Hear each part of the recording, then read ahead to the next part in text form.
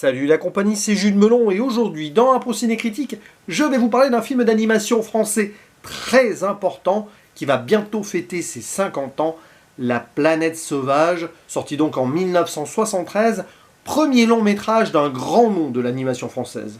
René Laloux, qui en plus de plein de courts-métrages, fera 2 autres longs par la suite. Les Maîtres du Temps, que j'ai déjà évoqué sur la chaîne, et pareil d'ailleurs pour Gandhar, dont j'ai déjà parlé avec un ami, et qui m'avait marqué lors de son visionnage il y a plusieurs années. Si j'y pense, je mettrai les liens vers les vidéos en commentaire épinglé. Mais restons donc sur cette première œuvre, co-scénarisée par Roland Topor, un homme à tout faire qui a été dessinateur, peintre, romancier, chansonnier, et coproduit par la Tchécoslovaquie, pour ici un brûlot de science-fiction, plus pour les adultes que pour les enfants d'ailleurs, hein. Considéré comme l'un des premiers films d'animation pas uniquement fait pour les enfants en France, et adapté d'un roman de Stéphane Voul, Homme en série. Au niveau des voix, on retrouve des acteurs connus tels que Jean Topard, qui d'ailleurs aussi narrateur, comme il le sera souvent par la suite, Gérard Hernandez, qui était déjà là, et alors, petite particularité, le jeune William Corin, qui joue un adolescent, central au récit, et qui sera ensuite, par exemple, l'un des doubleurs dans South Park. C'est marrant parce que South Park, au début, en tout cas, avait à peu près la même technique d'animation ici proposée en papier découpé, comme quoi. Et donc, l'histoire se déroule sur une planète lointaine où vivent des humanoïdes de près de 12 mètres de haut, tout bleus. Ça me fait penser parce que, évidemment, ça me rappelle un film qui est sorti en fin d'année 2022, bien sûr. Donc ici, les Drags, qui sont allés chercher des humains, beaucoup plus petits qu'eux, sur leur planète, il y a X années, on ne sait pas pourquoi, celle-ci a été dévastée, et ils en ont fait un petit peu leurs animaux de compagnie, sauf que certains se sont échappés et sont devenus des hommes sauvages. Et il faut savoir que ces drags ont une gestion du temps très différente de la nôtre, puisque ça s'écoule lentement, ils vivent par méditation, tandis que les hommes, pendant ce temps, ils ont plusieurs cycles, évidemment, avec des naissances, etc. Tant et si bien, justement, que les humains deviennent de plus en plus nombreux, ce qui va poser quelques problèmes aux drags, et parmi donc cette société, certains acceptent le fait que leurs enfants aient des hommes de compagnie, ou animaux, pour le coup. D'autres aimeraient que ce soit plus coriace et qu'on les élimine plus efficacement. Vous l'avez compris ici? Oui, il s'agit bien sûr d'un film assez politique, une fable un petit peu écologique qui va rappeler certaines heures sombres de notre histoire. Et on va suivre parmi donc ces humains un bébé qui va être recueilli par une jeune drague qui va en faire donc son animal, mais un lien va se tisser entre Tiva, donc c'est le nom de la petite fille, et Terre, elle appelle comme ça le jeune, qui va grandir, bébé, enfant, adolescent. Et à un moment, il va être laissé de côté parce que la jeune drague grandit elle aussi, elle a d'autres priorités, elle doit parfaire son éducation avec des ondes cérébrales comme ça. Bouf. Et d'ailleurs, lui aussi, il en a profité. C'est très intéressant parce que ça l'a rendu beaucoup plus intelligent que ses congénères et il va partir, s'émanciper donc et rejoindre les hommes sauvages qu'il va éduquer parce qu'il est parti avec un de ces trucs colliers cérébraux des dragues et il va ainsi être plus ou moins le libérateur de son peuple. C'est un peu Spartacus tout ça. Et donc les hommes vont reprendre leur éducation, forcément se rebeller, et il va y avoir plus ou moins une guerre, mais j'en dis pas plus et je reste vague là-dessus, entre les dragues et les hommes. Les hommes d'ailleurs, dans le roman de base, oui, mais aussi dans le film d'animation, du coup j'imagine, bon, c'est jamais écrit, c'est OMS, c'est simplifié. Et c'est brillant, évidemment, parce que déjà c'est un film miraculeux. Il faut savoir qu'à la même époque, un certain Paul Grimaud galérait pour finaliser ce qui deviendra son merveilleux, Le Roi et l'Oiseau, 7 ans après. Et hop, ici en 4 ans, ce qui est quand même déjà pas mal, René Laloux réussit à mettre ce projet sur pied avec son pote Roland Topor.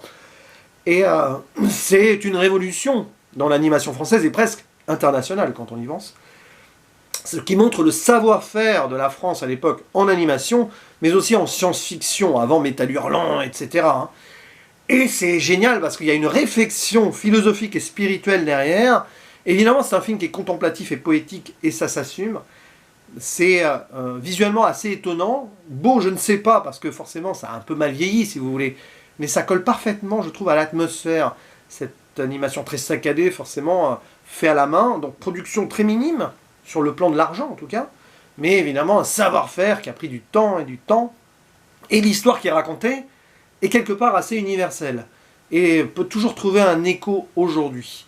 Parce que nous avons ici donc des humains qui ont été sauvés peut-être par ces dragues sur leur planète, qu'ils ont peut-être eux-mêmes dévasté. Je parle des humains, à moins que ce soit les dragues. On ne sait pas ce qui s'est passé avant. Et qui là se retrouvent donc sur cette planète à être plus ou moins les esclaves ou à vivre en décalage, parce que ils ne peuvent pas être comme les dragues, qui sont trop avancés dans leur évolution. Et ils sont utilisés comme des animaux. Certains donc les aiment, ces humains, mais comme bestioles. D'autres les méprisent. Il y a forcément des dissensions en interne. Et là, on a donc cette libération par l'instruction d'un jeune qui a bénéficié un peu par hasard et par erreur à la base de ce que sa maîtresse, on va dire, la jeune adolescente, a pu recevoir en ondes, donc des histoires sur la planète, géographiques, etc., plein de trucs. Et donc là, ça lui donne l'idée d'eux, parce que voilà, il évolue, il grandit, de partir et après donc de transmettre cette connaissance aux autres. Et il y a un vrai discours qui est très fort ici, c'est que on a un peuple qui est asservi, oui, et tout peuple asservi dans l'histoire de l'humanité l'a été parce qu'il a, voilà, on lui a lavé le cerveau, etc. Mais par l'instruction et par l'intellectualisation, etc., par l'éducation, tout simplement, on peut libérer les gens et faire qu'ils se rebellent contre un système. Et je trouve que dans notre société d'aujourd'hui, c'est pas anodin encore de montrer ce film aux plus jeunes. Faut faire, voilà, bon, évidemment, ils vont pas forcément comprendre du premier coup le truc. À la rigueur, elle est des ados, même s'ils risquent de ne pas trop accrocher au style, forcément, parce qu'aujourd'hui, il faut que tout aille très vite et tout, et puis qu'il faut que ce soit...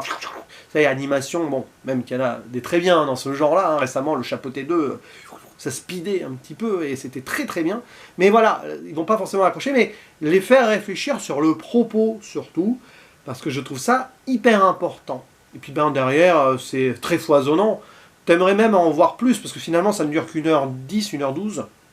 Et t'as un bestiaire, par exemple, assez remarquable, avec des créatures hybrides un petit peu. À un moment, il y a une sorte de tamanoir volant qui vient inspirer les humains. C'est sombre. On va y revenir très vite sur le côté sombre du film, sans trop en dire. Et bien sûr, les décors, cette planète, donc, puis la planète sauvage, qui est en fait un satellite, qui aura une importance sur la conclusion. Je ne vais rien en dire, mais il y a des moments hyper oniriques vers la fin, avec une scène de danse, par exemple. Voilà, et bien, plein de choses.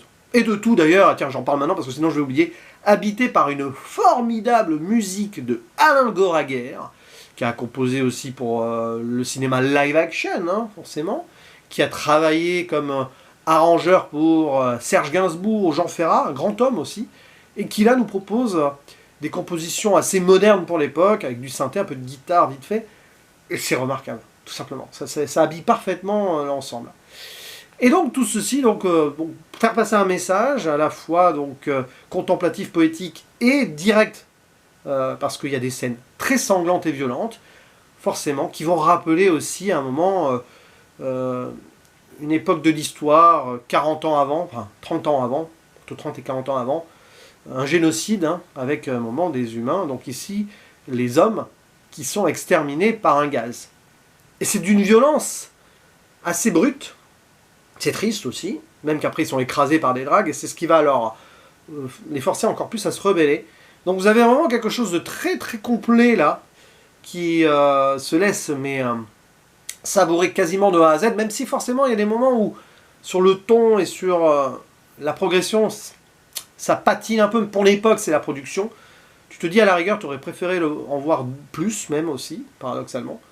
Mais c'est brillant. Puis bon, aussi, on pourrait passer sur la thématique de l'intégration de l'homme de luxe, donc cet ado qui s'en va chez les hommes sauvages. Là aussi, il y a forcément un moment, des moments où il n'est pas bien vu. Plein de trucs, donc... Je parlais de Spartacus, évidemment, mais il y a plein d'autres petites références comme cela qui sont plus ou moins directes, on n'en sait pas plus, mais qui forcément font tout cela, de cette histoire, quelque chose d'universel, je me répète, mais c'est vraiment ça.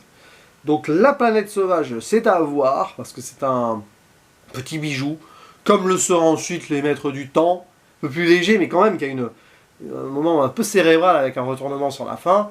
Gandahar, qui est un peu plus foireux sur la production en tant que telle, mais qui pour moi est magnifique aussi, d'avant-gardisme.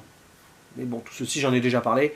Foncez, parce que René Laloux, de toute façon, c'était un petit génie dans son coin, hein, même s'il a pas travaillé que dans son coin, justement. Même ses courts-métrages, souvent disponibles sur YouTube, sont à voir.